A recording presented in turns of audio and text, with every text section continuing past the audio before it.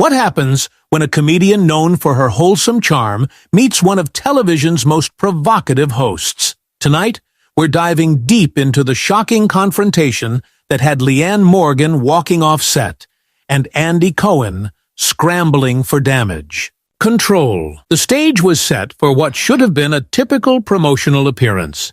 Leanne Morgan, the Tennessee-born comedian, was there to discuss her latest comedy special. Andy Cohen, ever the skilled interviewer, had prepared his usual mix of lighthearted banter and slightly edgy question. The interview started exactly as expected. Andy welcomed Leanne with his signature charm, and the conversation began with amusing anecdotes about balancing family life with a demanding tour schedule. "So, Leanne," Andy began, settling back in his chair with a mischievous glint in his eye, "your comedy really centers around traditional family values and small-town life. Do you ever worry that your material might seem a bit outdated to younger audiences who are dealing with very different realities?" Leanne's smile faltered slightly. "I don't think love, family, and community ever go out of style, Andy. My stories might come from a small-town perspective, but the emotions behind them are universal. Whether you're raising kids in Tennessee or New York City, you're still dealing with the same fundamental challenges." Andy nodded thoughtfully, but he wasn't satisfied. "But don't you think there's a responsibility, especially as someone with a growing platform, to acknowledge that not everyone fits into that traditional family structure you celebrate so often? Some might say your comedy inadvertently excludes people who are living different types of lives." The temperature in the studio shifted. Leanne's posture straightened. "Andy, I'm not trying to exclude anyone. I tell stories about my life, my family, my experiences. That's what comedians do. I'm not making political statements or trying to tell other people how to live. I'm just sharing what makes me laugh about my own world." "Right, but that's exactly my point," Andy pressed forward. "When you consistently present one type of family as the source of all your humor and joy, doesn't that implicitly suggest it's the right way? Especially when you've made comments in the past about traditional values being under attack." Leanne's eyes flashed with something that wasn't her usual good-natured sparkle. "I never said traditional values are under attack. I said they're important to me and my family. There's a difference between sharing your own values and attacking other people's choices." The audience, which had been chuckling along, had gone noticeably quiet. Andy, sensing he had struck a nerve, decided to dig deeper. "But, Leanne, let's be honest here. You've built your entire brand around being the wholesome mom from Tennessee. You've talked about the importance of traditional marriage, traditional gender roles. At what point do we acknowledge that traditional often means exclusive?" That's when Leanne Morgan showed a side of herself that nobody in that studio was prepared for. "Andy, I need you to stop right there," Leanne said, her voice carrying a steel that caught everyone off guard. The warm, maternal tone was gone, replaced by something much sharper and more commanding. "You're twisting everything I've ever said into something it's not. And I won't sit here and let you paint me as some kind of judgmental person when you clearly haven't been listening to a single word I've actually said." Andy blinked, clearly taken aback. "Leanne, I'm not trying to twist anything. I'm asking legitimate questions about the impact of your messaging." "Your messaging?" Leanne repeated, her voice rising slightly. "See? That's where you're wrong, Andy. I don't have messaging. I have stories. I have experiences. I have a life that I share with people who connect with it. I'm not running for office. I'm not leading a movement. I'm telling jokes about my kids leaving their socks on the floor and my husband forgetting to take out the trash." The studio audience was dead silent. "But those jokes come with context, Leanne," Andy insisted, seemingly unable to recognize that he was walking into increasingly dangerous territory. "When you talk about traditional values and traditional families in your act, you're making a statement, whether you intend to or not. And some people feel excluded by that statement. Leanne laughed, but there was no humor in it. Some people feel excluded? Andy, do you know what excludes people? Telling them that their experiences don't matter because they don't fit someone else's idea of what's acceptable. That's not what I'm saying, Andy protested, but his confidence was clearly shaken. Then, what exactly are you saying? Leanne shot back. Because from where I'm sitting, it sounds like you're saying that because I love my traditional marriage and talk about it on stage, I am somehow responsible for making other people feel bad about their non-traditional relationships. That's not logic, Andy. That's just looking for a fight. Andy tried to regain control. I think you're misunderstanding the broader conversation here. There's a difference between celebrating your own life and presenting it as the ideal that everyone should aspire to. And when exactly did I do that? Leanne demanded. Show me one time, Andy. Just one time where I said everyone should live. Like me. Show me one joke, one story, one comment where I told anyone else how to run their life, or their family, or their relationships. The challenge hung in the air. Andy shifted uncomfortably, realizing he couldn't provide the specific example Leanne was demanding. It's not always about explicit statements, Leanne. Sometimes it's about the overall narrative you're creating. The booty overall narrative I'm creating? Leanne repeated slowly. Andy, let me tell you something about narratives. For years, I performed at tiny venues where nobody knew my name. I told stories about feeling inadequate as a mother, about struggling to keep my marriage together, about feeling like I was failing at everything that was supposed to come naturally to women like me. I made people laugh by sharing my insecurities and my mistakes and my very obvious imperfections. Her voice was getting stronger and more passionate. I never once claimed to be perfect or to have all the answers or to be living some ideal life that everyone should copy. I shared my real experiences, my real struggles, and my real joys with people who saw themselves in those stories. And now, you're sitting here telling me that somehow that's harmful, that my willingness to be vulnerable about my own life is creating some kind of toxic narrative. Andy, realizing he was losing ground fast, tried a different approach. But surely you understand that when someone with your platform celebrates certain lifestyle choices, it can feel like an endorsement of those choices over others. Leanne stared at him, her expression shifting from anger to something that looked almost like pity.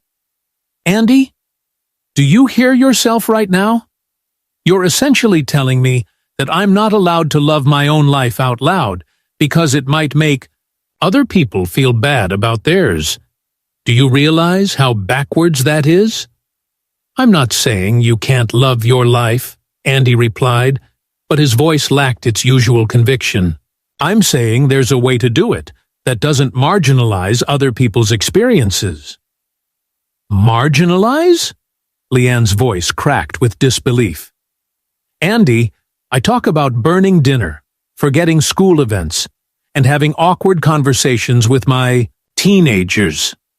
I make jokes about my marriage being held together by duct tape and prayer. How is any of that marginalizing anyone?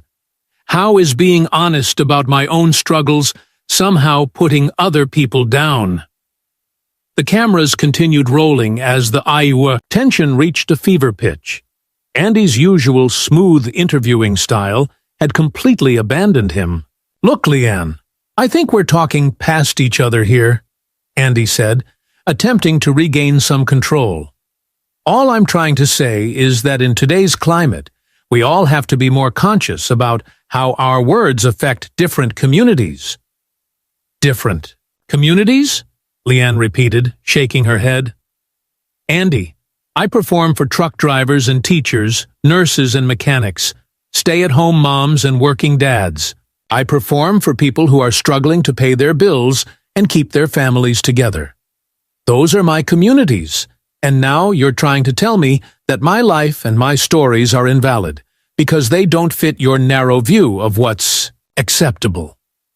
I wasn't trying to attack your values, Andy said, but Leanne's voice was dangerously quiet now.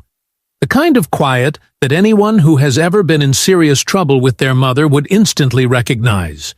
Andy, you spent the last 15 minutes dismantling everything I stand for while hiding behind the pretense of asking innocent questions. You questioned my integrity, my impact, and my right to share my own experiences without apologizing for them. She stood up from her chair, and the movement was so sudden and decisive that several crew members instinctively stepped forward, unsure of what was happening. The microphone pack clipped to her jacket caught the studio lights as she turned to face Andy directly. You know what the real problem is here, Andy?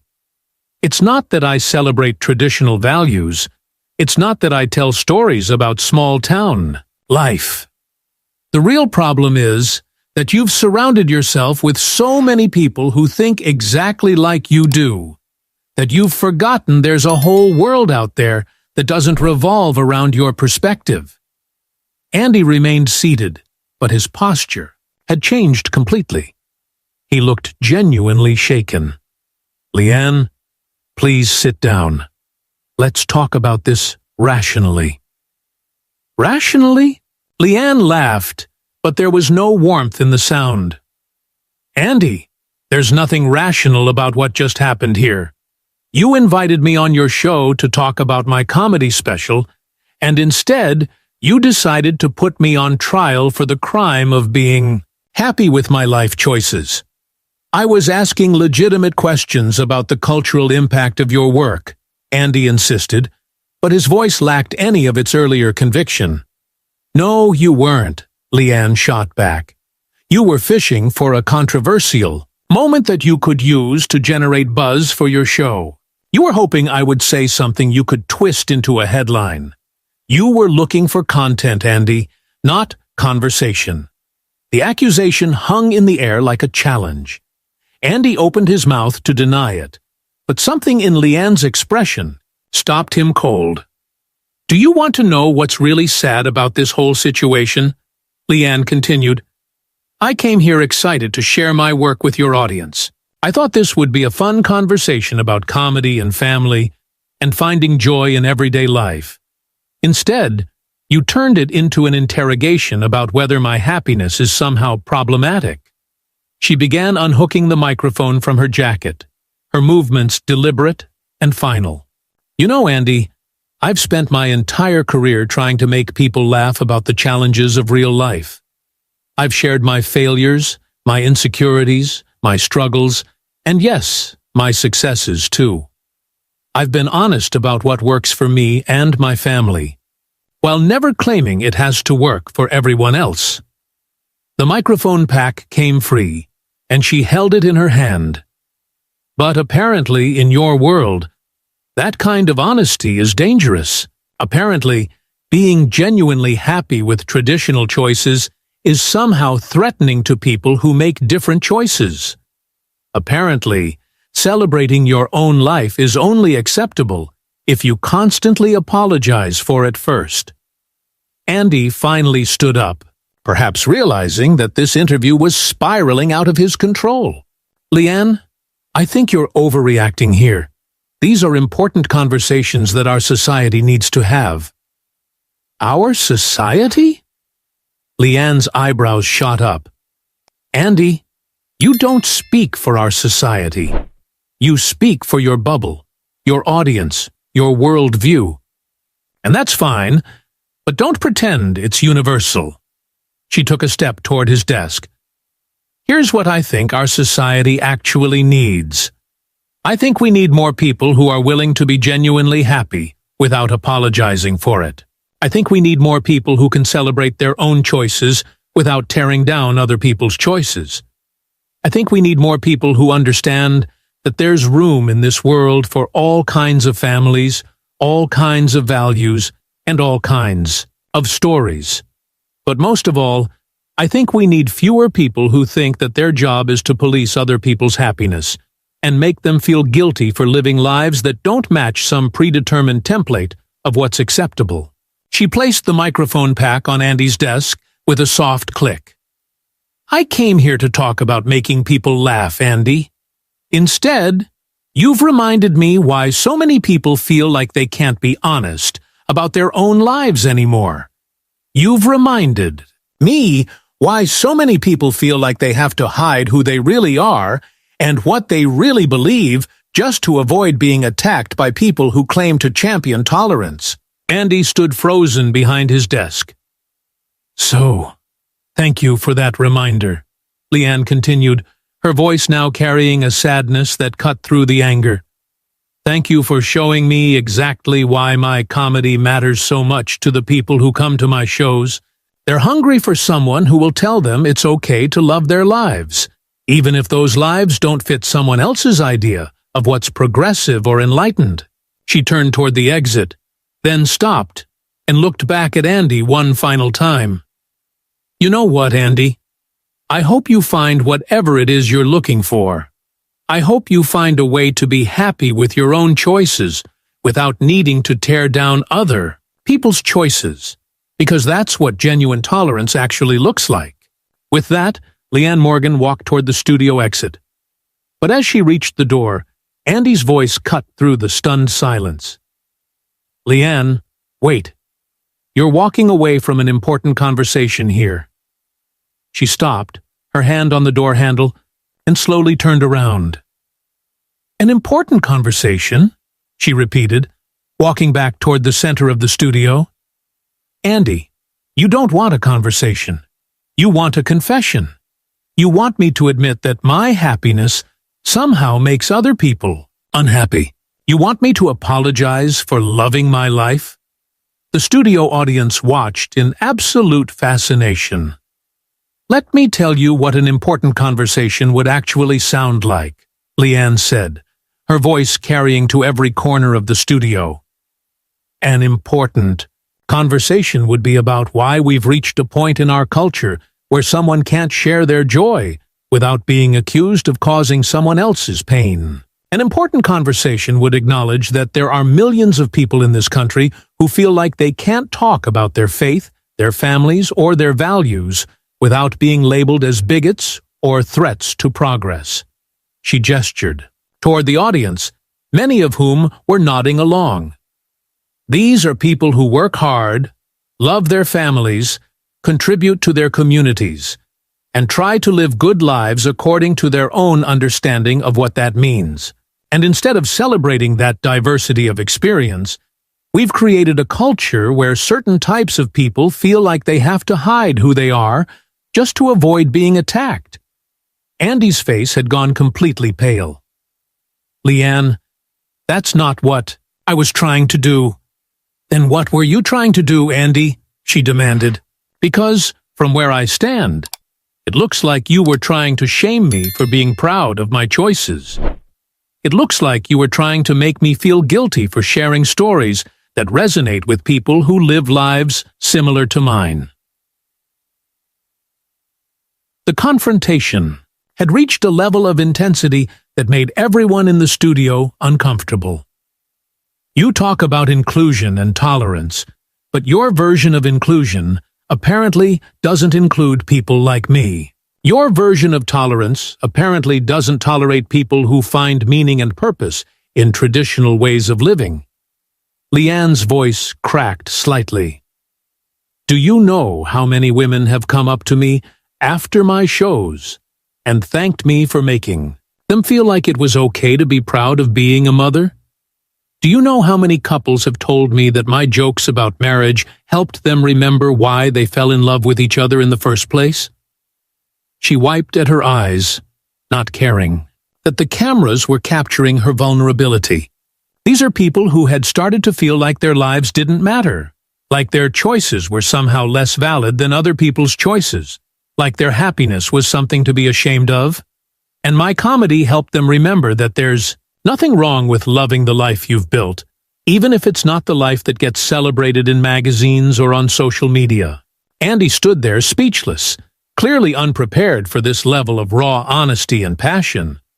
So when you sit here and question the impact of my work, when you suggest that my celebration of traditional values is somehow harmful, you're not just attacking me, Andy.